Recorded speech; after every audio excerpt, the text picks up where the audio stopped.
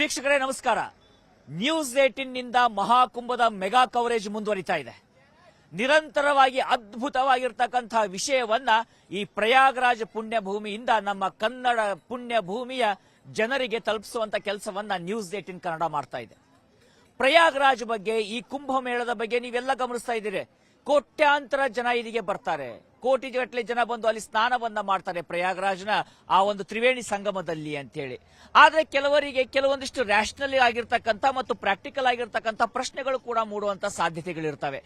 ಆ ರೀತಿಯಾಗಿರ್ತಕ್ಕಂಥ ಒಂದು ರ್ಯಾಷನಲ್ ಮತ್ತು ಪ್ರಾಕ್ಟಿಕಲ್ ಆಗಿರ್ತಕ್ಕಂಥ ಮಾತುಗಳನ್ನ ಆಡೋದಕ್ಕೆ ಕಾಶಿಯಿಂದ ಬಂದಿರತಕ್ಕಂಥ ಅರವಿಂದ್ ಬಾಬಾ ಅವರ ಜೊತೆಯಲ್ಲಿ ಮಾತನಾಡೋಣ. ಇದರ ಬಗ್ಗೆ ಸೈಂಟಿಫಿಕ್ ಆಗಿ, ರ್ಯಾಷನಲ್ ಆಗಿ, ಪ್ರಾಕ್ಟಿಕಲ್ ಆಗಿ ಮೂರೂ ರೀತಿಯಾಗಿರ್ತಕ್ಕಂಥ ಮಾಹಿತಿಯನ್ನ ಪಡೆದುಕೊಳ್ಳುವಂತಹ ಪ್ರಯತ್ನವನ್ನ ಮಾಡೋಣ. अरविंद बाबा जी नमस्कार. जी नमस्कार सर. नमस्कार सर. तो सर कब आए थे आप यहाँ? हमको आए हुए हो गया 10 दिन मेला शुरू होने से पहले. जी सर.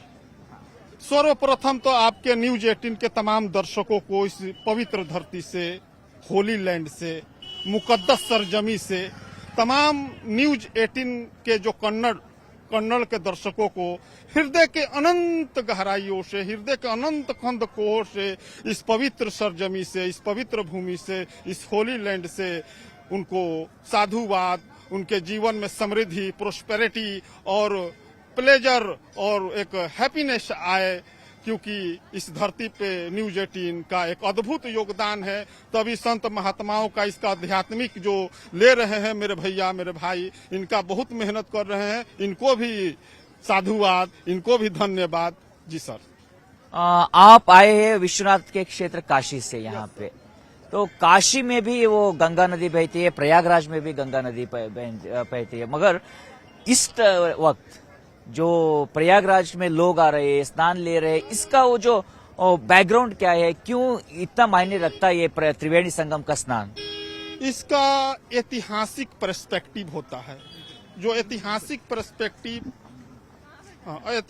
पर्सपेक्टिव, हिस्टोरिकली पर्सपेक्टिव और स्पिरिचुअल पर्सपेक्टिव क्या है.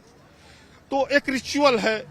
12 साल के बाद यहाँ महाकुंभ का आयोजन होता है. तमाम संप्रदाय, तमाम कलर, तमाम कल्चर के लोग यहाँ पे एकत्र होते हैं. और इसके पीछे का जो इतिहास है, एक रिचुअल है कि लोग आएंगे, गंगा नदी में नहाएंगे. एक धार्मिक मान्यताएं हैं जैसा कि हमारी, इससे पुण्य प्रताप बढ़ता है. और प्रयागराज को तीर्थराज बोला गया है. तीर्थों का राजा है ये प्रयागराज. मतलब कि जो पिलग्रिमेज है, जो उसका जो क्राउन है ये प्रयागराज, इसका अपना सिग्निफिकेंस है. क्योंकि भरद्वाज ऋषि ने यहाँ पे तपस्या किया था. यज्ञवल्क्य मुनि ने ब्रह्म विद्या का उपदेश इसी धरती पे भरद्वाज मुनि को किया था. और ब्रह्म विद्या इस सनातन सिविलाइजेशन का जो इनलाइटमेंट है, स्क्रिप्चर है, आइडियोलॉजी है, थियोलॉजी है, वो ब्रह्म विद्या है. ब्रह्म विद्या क्या है? जो अनविजुअल ईश्वर है, अदृश्य जो ईश्वर है, वो विजुअल कैसे हो जाए, उसका मार्ग क्या है, उसका विधि क्या है, उसका रोड मैप क्या है, जिससे परमात्मा से हमारा कम्युनिकेट कर ले. परमात्मा तो आंखों से दिखाई नहीं, अगोचर है, अनाम है, अमूर्त है. लेकिन वो किस प्रकार से प्रिवेल होगा, सिग्मेटिक होगा, इमर्ज होगा, तो उसका एक प्रोसीजर प्रोसेस होगा, कोई रोड मैप होगा. अब मान लीजिए यहाँ जो कनेक्टिविटी है, नेट है, ये है, मोबाइल है, तभी तो कनेक्टिविटी हो रहा है दुनिया से. तो इसका कोई साइंस तो होगा, बगैर साइंस का तो होगा नहीं. इसका भी कोई मैथमेटिक्स होगा. उस मैथमेटिक्स को जानना पड़ेगा. उस मैथमेटिक्स को जान जाइएगा, कनेक्टिविटी हो जाएगा. तो वही जो ईश्वर से जुड़ने का, ईश्वर से कम्युनिकेट करने का वो साइंस क्या है, वो विधि क्या है, वो रोड मैप क्या है, जिससे वही प्रश्न आता है ना. जब सभी लोग यहाँ पे करोड़ों लोग आके स्नान करते हैं, जनसामान्य को क्या स्नान किया, धन्य हुआ और वो मोक्ष प्राप्ति के मार्ग में हम चले गए, ये सबको बिलीफ है. और कुछ रैशनली प्रश्न भी करते हैं, क्या होता है पानी में स्नान करने से, हर दिन तो करते हैं, इसका इम्पोर्टेंस क्या है, वो कुछ लोग प्रश्न भी करते रहते हैं. उस प्रश्न को आप अगर माइंड में रख के उसके हिसाब से इसका महीने के बारे में बताना है। महीने के बारे में बना कि गंगा क्या है, जो स्नान करते हैं कि पाप से तार देती है। तो ये नदी है, इसमें गए फिर पाप से में गए फिर पाप में सन गए, लेकिन वास्तव में ज्ञान ही गंगा है, ज्ञान रूपी गंगा। उस ज्ञान से आप पवित्र हो जाएंगे, शुभ और अशुभ से ऊपर हो जाएंगे। तो वो कौन है ज्ञान? वो शिव की जटाओं से निकली है गंगा, है ना। ऐसा हमारा जो मेथोलॉजी स्क्रिप्ट है ना, कि गंगा जो है सो कि शिव की जटाओं से निकलती। शिव कौन है, पहले ये समझना पड़ेगा। जैसा कि आप जानते हैं कि शून्य का कॉन्सेप्ट सनातन सिविलाइजेशन का है। शून्य क्या है? प्रकृति की सीमा रेखाओं से उपराम हो गए। प्रकृति क्या है? इथोस, नेचर, लेजिस्लेचर क्या है? जो प्रकृति का विधान मंडल है, इससे ऊपर उठ गए। तो उसका विधान मंडल सत, रज और तम, 3 गुण है, त्रिगुणात्मक प्रकृति है। जब ये तीनों गुणों से बियॉन्ड हो जाएंगे तो कहाँ चले जाएंगे? शून्य में। शून्य का कॉन्सेप्ट है। शून्य क्या है? ध्यान का। उसी को सतचित आनंद भी शिव को बोला जाता है। मन शशि चित्त महान। उनके जटाओं में चांद है। तो चांद बताइए, इतना बड़ा चांद कैसे किसी के सर पे रहेगा? एक रेशनल लेके कोई क्वेश्चन मार्क लगा देगा। तो वास्तव में हमारा चित्त ही चांद है। जो चित्त क्या है? निरंतर चिंतन करता है बिना मतलब का। किसी का, गणेश जी का भी देखते हैं कि चूहा सवारी है। चूहा का शंकर के पुत्र हैं। तो चूहा क्या है? चूहा का स्वभाव, मेटाफोरिक, चूहा का स्वभाव है कुतरता है, कुछ ना कुछ नुकसान कर। उसी प्रकार चित्त का, मन का है, निरंतर वो गतिमान है, चिंतन करता है। उसी पर हमारा चित्त, उसी चित्त ही चूहा है, ये चिंतन करता है। और 100 ग्राम चूहा पे इतना बड़ा हाथी बैठेगा तो चटनी बन जाएगा, लेकिन नहीं। इसका अध्यात्म, मेटाफोरिकली जो अध्यात्म का सूक्ष्म दिखाया गया, चित्त ही चांद है। और जब चित्त जब ईश्वर मुख होगा, ईश्वर की ओर जाएगा, वही पुत्र है शिव का। शिव कौन? तो पहले बताइए, शून्य का कॉन्सेप्ट है। तो शून्यवत हो गया, जो ध्यान, धारणा, समाधि, प्रकृति की सीमा रेखाओं से उपराम हो गया, वो शिव हो गया। शून्यत्व में समाहित हुए वो व्यक्ति, जैसे कि बुद्ध हुए, महावीर हुए, राम हुए, कृष्ण हुए। टर्मोलॉजी को समझना पड़ेगा। शिव यानी शून्य, वो त्रिशूल धारण करते हैं, यानी कि सत और रज और तम 3 शूल है। दैहिक, दैविक और भौतिक 3 शूल है। इन तीनों से जब ऊपर उठ जाएगा व्यक्ति, वो शिवत्व में है। वही शंकराचार्य है, वही महापुरुष है, वही राम है, वही कृष्ण है। वो स्थिति है एक। उस स्थिति को पारना होगा किसके द्वारा? भजन चिंतन करके। तो ये है शून्य का कॉन्सेप्ट। तो उनके, वो जो शून्य में समाहित है, उनके द्वारा, वो महापुरुष के द्वारा वो रोड मैप मिलेगा, वो मार्ग मिलेगा, वो जागृति मिलेगा, जिससे आप परमात्मा से कम्युनिकेट कर पाएंगे। 1-to-1 टॉक होगा, 1-to-1 कन्वर्सेशन होगा। वो शिव सदगुरु शिव ही सदगुरु है। बिना गुरु का ज्ञान नहीं है, क्योंकि गुरु शिष्य की हमारी परंपरा है सनातन संस्कृति का। जिसे श्रीमद् भगवत गीता देखिए, रामचरितमानस देखिए, कोई भी स्क्रिप्चर देखिए, कोई भी इपिक्स देखिए, कोई लेजेंडरी को देखिए, तो ये क्या है? गुरु शिष्य संवाद है, कन्वर्सेशन है। कृष्ण तमाम सारे प्रश्नों को पूछ रहे हैं, अर्जुन पूछ रहे हैं। भगवान श्री कृष्ण तमाम उसके शंकाओं को, कंफ्यूजन को, मिसअंडरस्टैंडिंग को रिजोल्व कर रहे हैं।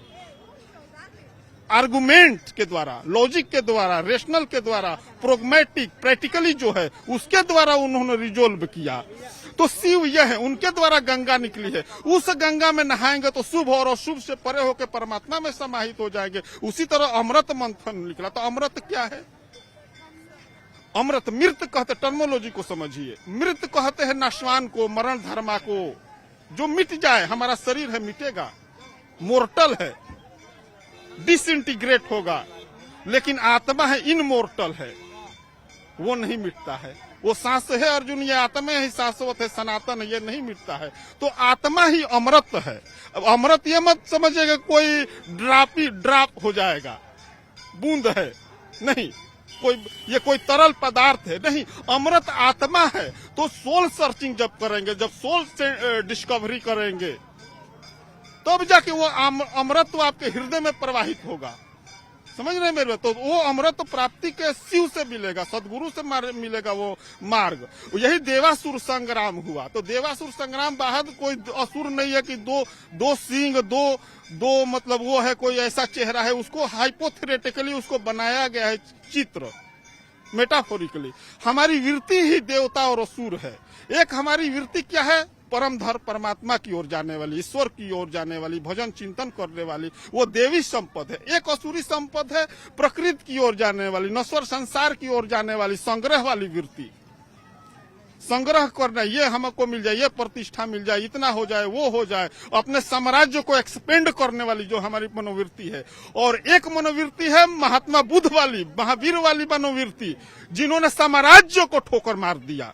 सोचने वाली बात है, साम्राज्य को कोई ठोकर मारेगा? भाई भाई की हत्या कर रहा है 150 रुपया के लिए, उन्होंने साम्राज्य को ठोकर मार दिया। कितने बड़ी बात है महावीर ने, बुद्ध ने। तो उनके अंदर ये वृत्ति है, एक विचार है जो कि जो इस सत्ता के लिए भाई भाई की हत्या कर रहा है। उन्होंने सत्ता को ठोकर मार दिया और इतना कठोर जीवन को यापन किया, क्योंकि उसमें उन्होंने नश्वरता दिखाई दी होगी। संसार में आज है कल नहीं रहेगा, मिट जाएगा। ये तन कांचा कुंभ है, देखिए कुंभ पे आइए अब। ये तन कांचा कुंभ है, लिए फिरे तू साध, ठपका लागा फूट गया कछु ना आया हाथ। ये शरीर ही कांचा कुंभ है, एक दिन समय आएगा मिट जाएगा, हाथ में शून्य बटा सन्नाटा। तो ये शरीर के रहते ही अपने आत्मा के उत्थान के लिए, अपने आत्मा के कल्याण के लिए कोई मार्ग मिल जाए तो वो मार्ग मिलेगा यहाँ साधु महात्मा आते हैं, कहाँ कहाँ से जुड़ते हैं, यहाँ परमात्मा का शोध का, इनोवेशन का, सोल सेंट्री का वो मार्ग मिल जाएगा। कहीं ना कहीं से कोई संत टकराएगा, वो मार्ग मिल जाएगा। ये है इसका। बाहर रिचुअल हुआ तभी तो आप आए, लोग नहा रहे हैं, स्थान एक धार्मिक माहौल है, सभी लोग खुशी हर्ष मिलेगा। लेकिन जो अध्यात्म का सूक्ष्म रहस्य है, जो सीक्रेट मिस्ट्री है स्क्रिप्चर का, वो कहीं कहीं है, कुछ कुछ लोगों के पास है। तो समुद्र जो मंथन हुआ, आ रहे हैं उसी पे, समुद्र मंथन देवता और असुर हमारी वृत्ति है, जो संसार ही सागर है, पुनरपि जन्म पुनरपि मरणम, भावाटविसी को कहा गया है ना। तो ये जीवन मरण का जो सरकम चांस है, इससे बियॉन्ड होने के लिए तो देवताओं को जो है क्या राजपाठ कर लिए थे। तो भगवान के पास गए कि देवता लोग की भाई, तो कहे कि तुम लोग जाओ देवताओं के, असुरों के पास, उन लोगों से कहो कि हम लोग समुद्र मंथन करें। तो अमृत, उससे क्या होगा भाई? तो अमृत निकलेगा। वो तो भाई असुर को भी जरूरत है, अमृत को सबको जरूरत है। अमृत मतलब कि समुद्र मंथन मतलब कि कोई नया आविष्कार।